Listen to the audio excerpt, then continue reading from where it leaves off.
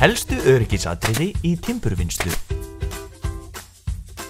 Starfsmenn undir 18 ára aldri mega ekki vinna með naglabyssur.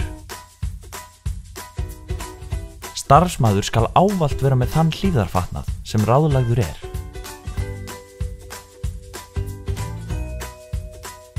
Starfsmaður sem að byrja að nota naglabyssu, sög eða annað verkfæri í fyrsta skipti skal fá tilsögn frá reyndum starfsmanni eða verkstjóra áður en byrjað er. Mikilvægt er að starfsmaður fái tilsögn í líkamsbeitingu við þann verkþátt sem hann er að fara að sinna.